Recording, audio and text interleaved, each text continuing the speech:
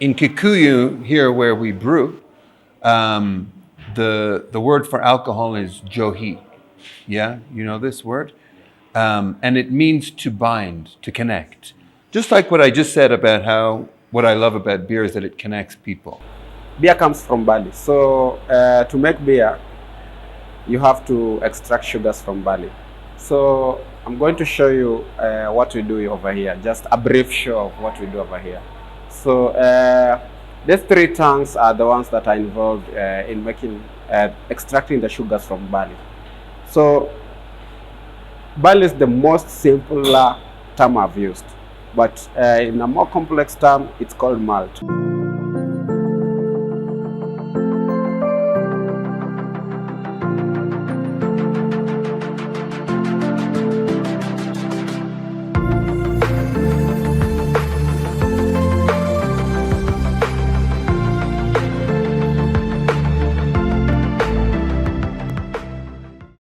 At 254 Brewing Bar, you can smell the yeast in the fermentation tanks. You can also hear the whole brewing process, and when you sip your beer, it's a whole new experience. We make craft beer, so we make all kinds of different beer: lagers, IPAs, porter, stout, amber beers, Belgian beers. We've made over 170 beers so far to date. What we focus on, what we specialize in, is making the beer as fresh and natural as possible. So the beer that we're kind of used to, commercial lagers, they're very shelf stable. They've been pasteurized, homogenized, etc., and contain various stabilizers, chemicals, and so on.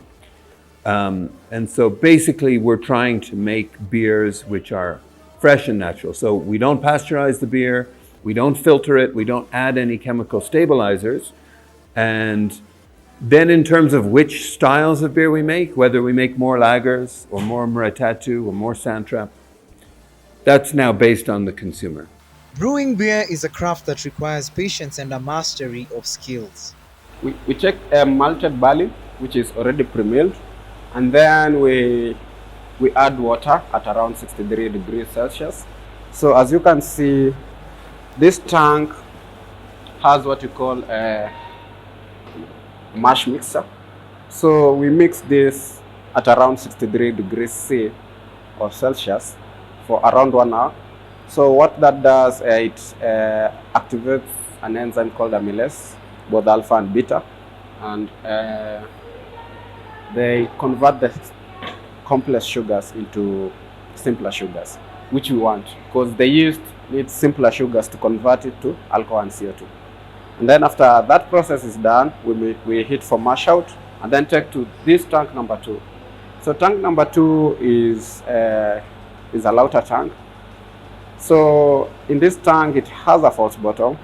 So basically this tank, what it does is separate the grains and the sweet liquid now, which we now call wort. Yeah.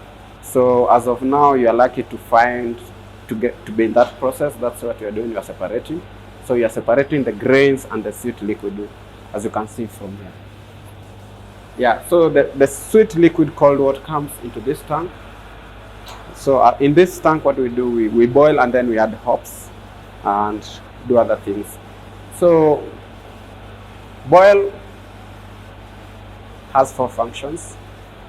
1 is to pasteurize, 2 is to extract the alpha acids from the hops, and then 3 is to drive off flavors like DMS, which you get from the precursor found in grains, and then 4 is also to concentrate the sugars. So when I'm done boiling, because we are a craft industry, for us, our beers are more flavor oriented. So when I'm done boiling, I also add more hops to extract more flavors, even the more volatile flavors, which would have gone away when via boiling. So that's what happens in this tank. And then after that, I transfer I transfer the hot liquid, which the hot water, and I cool in process of transfer to the other side. Bad experience with the common beer inspired Owen Flynn to venture into craft beer, something that requires a really personal touch. Around the age 34, 35, suddenly I found drinking those commercial lagers, which I used to drink every night, I was suddenly feeling bloated, getting even 2 beers, I'm feeling bloated, I'm feeling hungover the next day. And I just thought, okay, this is old age, I'll drink wine, I'll drink whiskey instead. And then I happened to be visiting my sister in Vancouver, Canada, and she kind of took me on this craft beer tour in Vancouver, and I immediately fell in love with craft beer, and I said, how do we do this in Kenya? And then I met a couple of American brothers who were home brewers, and we said, yeah, let's do this thing. There's almost no craft beer in the market here. We saw a huge opportunity to make something new, give consumers the choice to have much more variety in beer, different styles, different alcohol contents, different flavors, and beers that were more fresh and natural and less taxing on human health. Fermentation is involved in making lots of stuff, and without it, there is no beer. So we are just from the hot side. This is the cold side. So basically what happens here is fermentation. The sweet liquid, when it comes here, and then we add yeast, the yeast starts fermenting the sugars into alcohol and CO2. Yeah, that's basically what happens around this side. So for our beers, we make quite a couple of styles where we do a lot of ales, IPAs, lagers, anything, name it. Where we are not limited to making any style of beer. So according to the style of beer that we are making, this side, we will set that beer to the right favorable conditions. Yeah.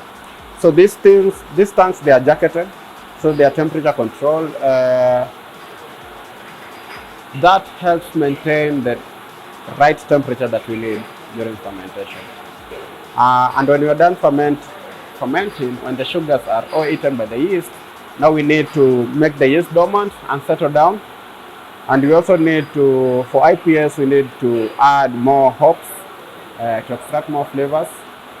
So after you're done fermenting, you make the yeast become dormant by cooling everything. Being born and raised in Ireland and moving to Kenya to work, Owen Flynn compares the alcohol culture in both countries. Kenya has a funny relationship with alcohol. I come from Ireland, very Catholic country, but we love beer, So I was kind of surprised when I came to Kenya and found there's a very strong sentiment from the Christian community against beer, like that beer or alcohol is the cause of all of society's problems. It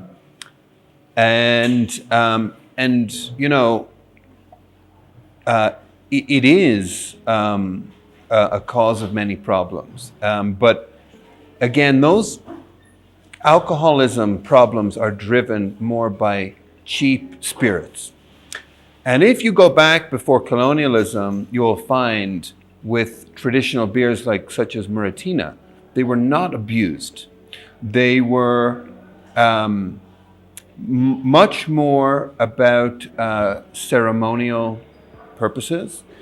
And in Kikuyu, here where we brew, the word for alcohol is johi. Yeah, you know this word? And it means to bind, to connect. Just like what I just said about what I love about beer is that it connects people. If you're tying your shoes, you bind, johi, like this. that was the meaning of Muratina for people, for Kikuyu people who took Muratina. When you would get married, you won't exchange a ring. You'll actually take the Muratina together, and that's what's binding you with your partner. Everything happens under this roof, from brewing all the way to packaging. Chupa zinakuwa rinsed. Yeah, so nazunguka ikichapa sanitizer. So this is the packaging system or machine. So basically it has two functions. The first stage is filling, and then the second stage is cupping. Naisukuma huko afu na cup. Ngat. Naisukuma huko afu na cup. Hiyo inafunikwa. Inafunikwa. Yeah. So ni easy peasy. Taxation is the biggest challenge in the Kenyan alcohol industry. But with alcohol being very expensive in Kenya, alcoholism still remains a big challenge. For those of us who pay our taxes, we pay tax 40 times higher than if I was in America or Germany. But then, not only that, 60% of the alcohol market in this country pays no tax. So we're effectively paying one of the highest rates in the world and competing with people that pay no tax at all.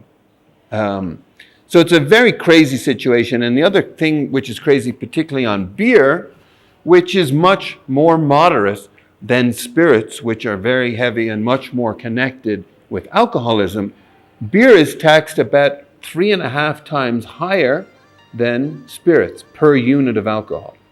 So the tax codes in Kenya push people to spirits and they push people to illicit markets. So we hope the government will, in the long run, take a more mature view on promoting moderate drinking, promoting natural beers.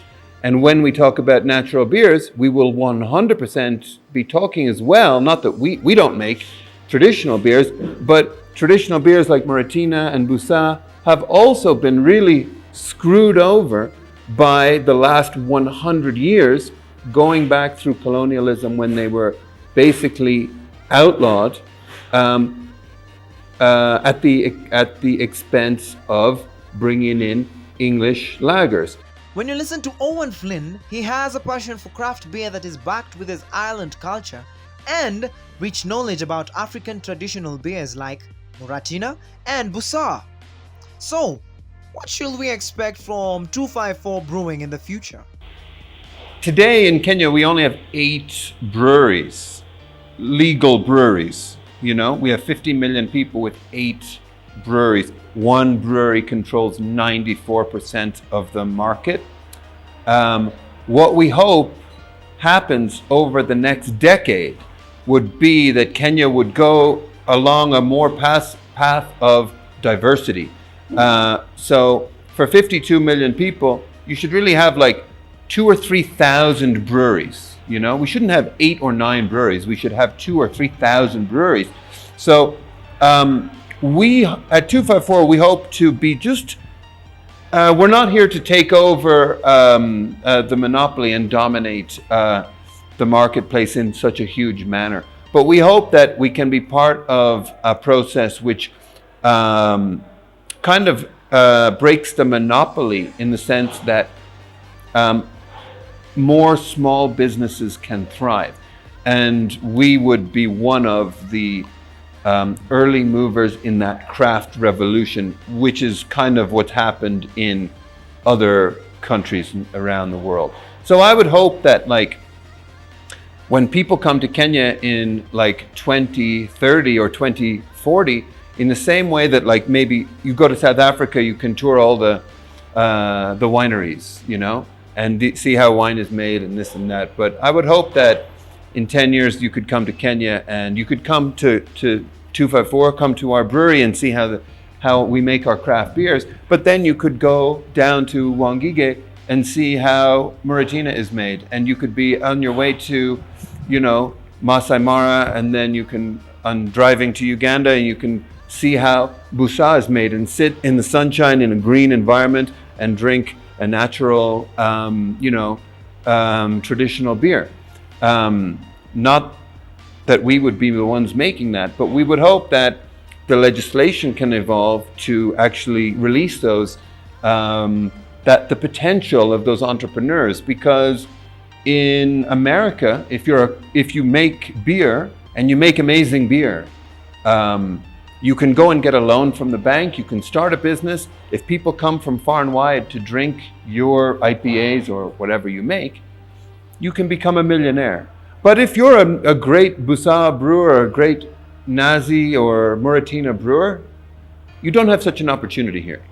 You'll always be kept in the shadows, and you won't get a bank loan to do that business. You can't bottle your product and go into Carrefour and Chandarana and sell your product in bars and so on. We hope that situation can actually change, and that we can celebrate independent brewers, small batch brewing, more natural beers, and that we don't have to be afraid of these things and think of all alcohol as being the same thing and it's made by the devil himself, but actually these things are a part of the joy of human existence.